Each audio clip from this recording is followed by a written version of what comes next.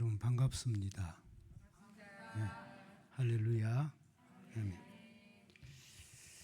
저는 학교가 동산동에 있을 때 학부에 해당하죠. 29기 1983년 2월 4일에 졸업했습니다. 가만히 생각해 보니까 한 43년 정도 지났습니다. 이렇게 이 자리에 서서 여러분을 뵈니까 감회가 새롭고 여러분 한 사람 한 사람에게 하나님의 임재하심, 그 권능의 역사가 함께 하시기를 기원합니다. 소개해 드린 대로 저는 아직 따끈따끈한 은퇴 목사, 원로 목사입니다. 5월 3일 날 원로가 되었기 때문에 그렇습니다. 제가 2012년쯤 되지 싶습니다. 대구 동노회장 하면서 노예 발전 기금이 있어서 한번 전달하기 위해서 와서 여기서 말씀을 전한 기억이 있습니다. 체코의 작가 카렐 차페크의 희곡 중에 하얀 역병이 있습니다. 이 희곡은 몸에 하얀 반점이 생기면서 사망으로 이어지는 치명적인 바이러스가 세계를 휩쓰는 그런 상황을 펼쳐 보입니다. 베이비 페이스라는 별명을 가진 의사가 등장합니다. 진짜 순진하게 생겨서 예 스승이 붙여준 그런 이름입니다. 별명이죠. 이 별명을 가진 의사가 등장을 하는데 오직 그만이 이 백신 개발에 성공을 합니다. 죄송합니다. 60%의 환자가 완치되고 있으니 바이러스를 퇴치하는 것은 이제 시간 문제였습니다. 그런데 그는 백신을 무료로 제공하는 대가로 전쟁을 그만두라는 조건을 내겁니다. 바이러스로부터 사람을 살리겠다면서 전쟁을 통해서 사람을 학살하는 분열적인 형태를 그만두라는 겁니다. 바이러스를 극복하는 백신을 만들어서 사람을 살리고 전쟁을 통해서 사람을 죽이고 그런 세상이니까 말이죠. 그러나 이 말의 권력자들은 끄떡도 하지 않았습니다. 그 말을 귓전에 두지도 않았습니다. 언론의 선동으로 전쟁에 관기는 소시민들도 마찬가지였습니다. 그들은 그를 향해서 평화주의 역병에 걸린 미치광이라고 비난하면서 그를 고문해서라도 치료법을 입수해야 한다고 말합니다. 의사는 자신의 요구가 받아들여지지 않자 빈민가의 사람들만 치료합니다. 그러한 선택적 진료가 의료윤리 위반이라고 비난을 또 합니다. 그 비난에 그는 이렇게 응수합니다. 빈민들은 더 젊은 나이에 죽습니다. 그래야 할 이유가 전혀 없습니다. 살 권리는 누구한테나 있으니까요. 그 권리는 모든 사람에게 있는데 빈민가 사람들은 더 젊어서 죽는다는 것입니다.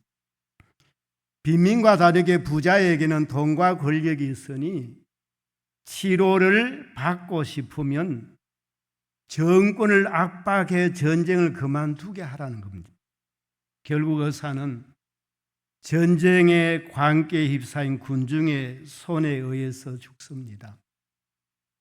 우리가 알고 있는 바 열왕기상 3장은 왕이 된 솔로몬이 1000번제를 드리는 이야기로 시작합니다. 그리고 1000번제를 다 드리고 나서 솔로몬이 잘 때 꿈에 하나님이 나타나셔서 솔로몬에게 이와 같은 말씀을 합니다. 내가 네게 무엇을 줄고 너는 구하라라고 5절에 말씀하셨습니다. 솔로몬은 하나님께 이런 말씀을 드립니다. 듣는 마음을 종에게 주사 주의 백성을 재판하여 선악을 분별하게 하옵소서라고 했습니다. 그리고 이어서 솔로몬의 재판 이야기가 등장합니다. 이 본문 중심으로 보면 진정한 지혜가 무엇인가를 보여주는 그런 말씀의 내용입니다. 어느 날 두 여인이 솔로몬 왕을 찾아왔습니다. 그 이유는 한 아이를 가지고 서로 자신의 아이라고 주장을 합니다. 한 아이를 반으로 나누어 줄 수 있는 그런 결국 환경이 상황이 주어지죠. 그러니까 서로 내 아이라고, 이 사람은 이 사람대로 자기 아이라고 주장하고 또 다른 사람은 또 그대로 자기 아이라고 주장합니다. 이렇게 서로가 자기 아이라고 주장할 때 가장 공정한 방법은 바로 하나를 가지고 반으로 나누는 것입니다. 보통 사람들은 이 방법을 원하고 있습니다. 그 이유는 가장 공정한 방법이라고 생각하기 때문입니다. 여러분, 이 아이를 반으로 나누어 가지도록 하는 것이 공정한 재판이겠습니까? 여러분은 어떻게 생각하십니까? 사실 이 상황에서 죽은 아이의 어머니가 실토하지 않는 이상 그 당시로서는 DNA 검사도 할 수 없고 아이의 어머니를 제대로 찾을 방법이 없었습니다. 솔로몬은 어머니들의 주장을 다 듣고 칼을 가져오라고 이 아이를 둘로 나누어서 한 사람 한 사람 반씩 가지게 하라고 하겠다고 말을 합니다. 재판의 내용을 보면 어느 누가 봐도 참 공정하게 재판을 잘 한 것 같습니다. 왜냐하면 한 아이를 가지고 반으로 50%로 나누어주기 때문에 그렇습니다. 그러나 정말 이 재판이 잘 된 거냐? 이 재판은 잘못된 재판입니다. 어느 사람의 아이인지를 찾아주는 것이 정의이고 공정한 재판입니다. 그때 한 어머니가 나서서 이런 말을 합니다. 내 주여, 산 아이를 그에게 주시고 아무쪼록 죽이지 마옵소서라고. 이 어머니는 아이를 포기합니다. 여러분, 이 어머니가 왜 아이를 포기하죠? 그 아이를 살리기 위해서입니다. 왜 살리려고 합니까? 사랑하기 때문이죠. 그래서 그를 죽일 수가 없었습니다. 아이를 향한 어머니의 마음은 사랑이었습니다. 그를 사랑하기 때문에 그를 죽일 수가 없었습니다. 그러나 아이를 사랑하지 않는 어머니는 포기하지 않습니다. 죽여도 포기하지 않습니다. 왜 그렇죠? 사랑하지 않기 때문에. 사랑하는 마음이 없기 때문에 그렇습니다. 사랑하는 여러분, 저도 여러분도 사람을 사랑하는 사람, 살리는 사람입니다. 살리기 위해서 이 선지동산에 왔습니다. 그래서 기도하고 열심히 탐구하고 있습니다. 한 어머니가 아이를 포기하는 순간 솔로몬은 판결을 내립니다. 포기한 어머니에게 아이를 넘겨주라는 것입니다. 아이를 나눌지언정 포기하지 않겠다는 어머니는 아이를 잃게 되었고, 아이를 포기한 어머니는 아이를 차지하게 되었습니다. 대부분 사람은 포기하면 잃는 줄로 여깁니다. 그러나 여인은 아이를 찾았습니다. 주님은 분명히 말씀하십니다. 이러면 찾을 것이라고. 이러면 찾을 것이라고. 우리가 이 가슴을, 이 뇌리 속에 이 사상을, 이 정신을 가지고 살아가야 되는데 노력해도 잘 안 되거든요. 기도해도 정말 잘 안 되거든요. 그런데 이렇게 살아가야 합니다. 사랑하는 여러분, 사람들은 공의, 정의, 공정의 법칙을 선호합니다. 이 법칙을 좋은 법칙, 최고의 법칙, 최선의 법칙이라고 생각합니다. 그러나 이 법칙은 마지막 법칙입니다. 어떤 법칙이나 어떤 방법으로 도저히 안 될 때, 판가름이 나지 않을 때 이 법칙을 사용합니다. 그런데 사람들은 이 법칙을 우선적으로 그리고 선호합니다. 이 법칙으로 결정이 내려지면 정말 공정할까? 여러분, 공정하겠습니까? 누군가가 패배자가 되거나 죽어야 하는 법칙입니다. 진정한 지혜는 죽을 자를 살리는 것입니다. 모든 것을 원래의 그 자리로 돌려놓는 것입니다.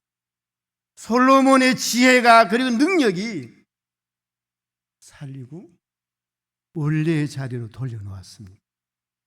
한 번은 바리새인들이 간음죄를 지은 한 여인을 현장에서 붙잡아서 예수님 앞으로 데리고 왔습니다. 그 여인을 가운데 두고 각각 돌을 들고 둘러서서 예수님께 묻습니다. 선생님, 모세 율법에 의하면 이런 사람을 돌로 치라고 명령하였는데 선생님은 어떻게 생각하십니까?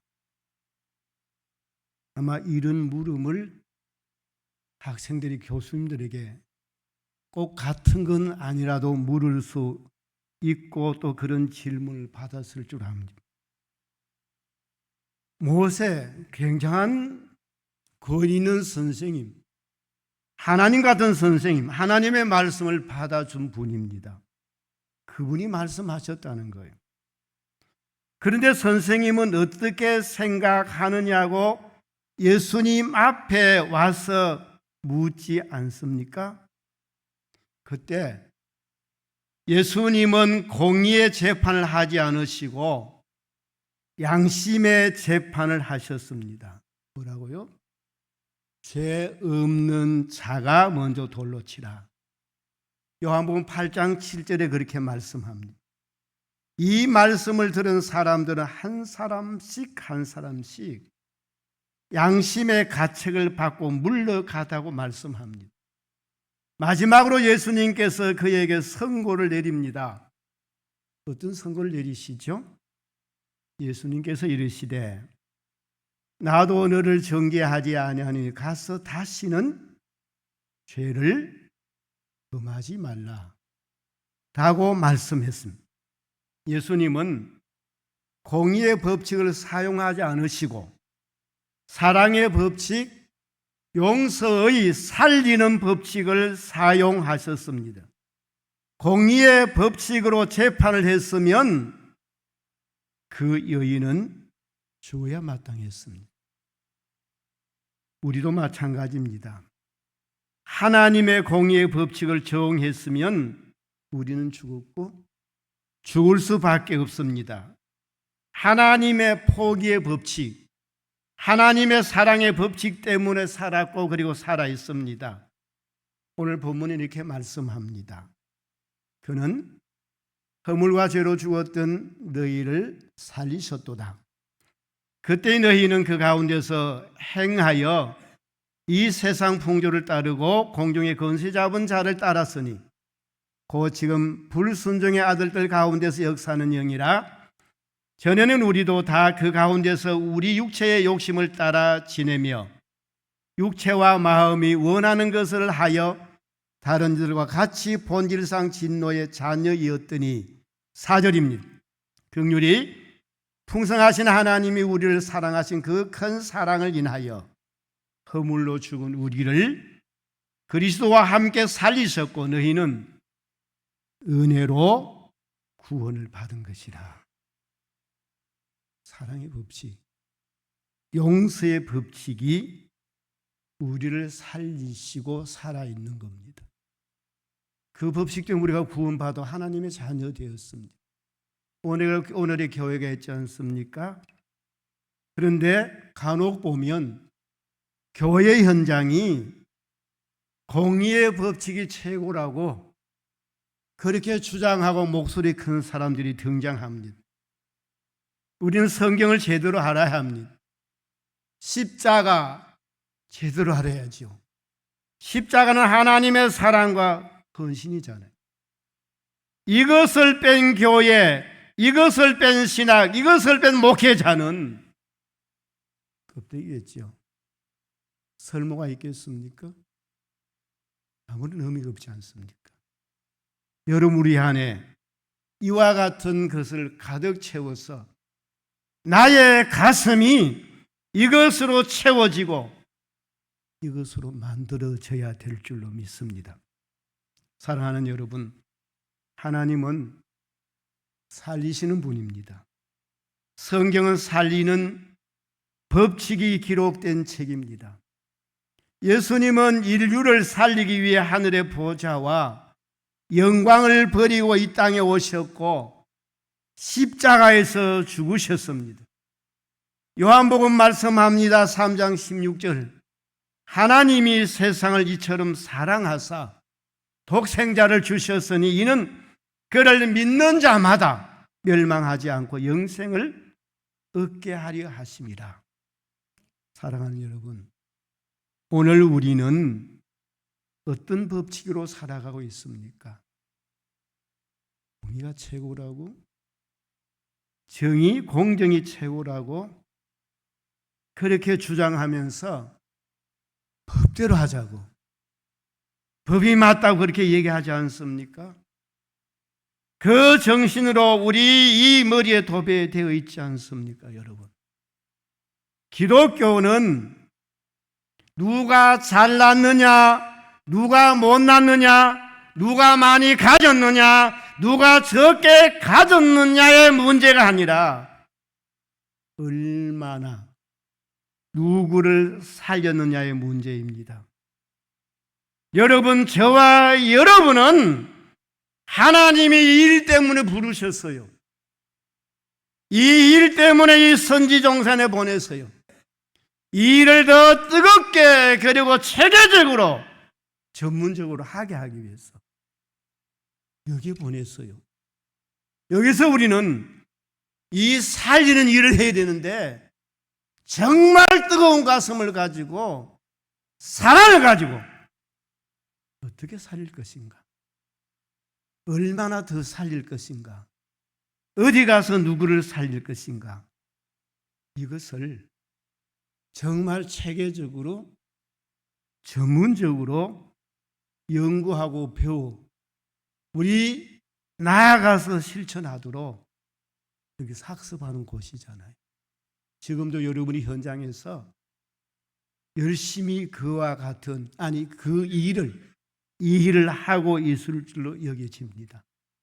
정말 뜨거운 가슴을 가지고 사랑의 법칙으로 하나님이 가장 원하시는 살리기 위해서 그 아들까지 주시면서 죽이기까지 하셨잖아요. 그렇다면 우리가 그 일을 바톤 받아 사는 사람이잖아요. 그러므로 정말 내 가정, 내 가족도 살리고 내 이웃 내지 내 교회도 살리고 학교도 살릴 일이 있으면 살리고 나라도 마찬가지입니다. 우리는 살리는 일에 연구하고 힘을 모으고 거기에 우리가 몰입해서 살아가야 하는 그런 사람들로 쓰시기 위해서 하나님이 나를 부르셨습니다. 감사하지요. 기도하겠습니다. 하나님, 허물 많고 부족한데 저희들을 택하여 하나님의 권속되게 하시고 또 나처럼 하나님을 알지 못하는 사람 알게 해서 믿게 하기 위해서 저희들 이 자리에 보냈습니다. 우리가 성령의 역사 그리고 성령의 충만함 은사 그 모든 역사 속에서 하나님의 뜻과 하나님의 말씀을 제대로 알고 진실로 하나님이 원하시는 많은 영혼 살려 많은 사람을 회복시켜 하나님의 자녀 삼는 이 일에 우리 전체를 전부를 드리게 하여 주옵소서.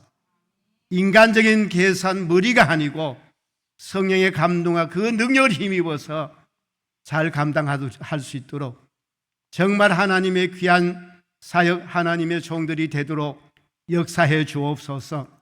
학교에 하나님의 능력의 손길 되게 하는 손길 부흥케 하는 허황케 하는 손길이 함께해 주시고 우리 모두가 열정을 가지고 하나님의 마음을 시원하게 기쁘게 해드리는 믿음의 귀한 일꾼들 되게 하옵소서. 도와주시옵소서. 예수님의 이름으로 기도하옵나이다. 아멘.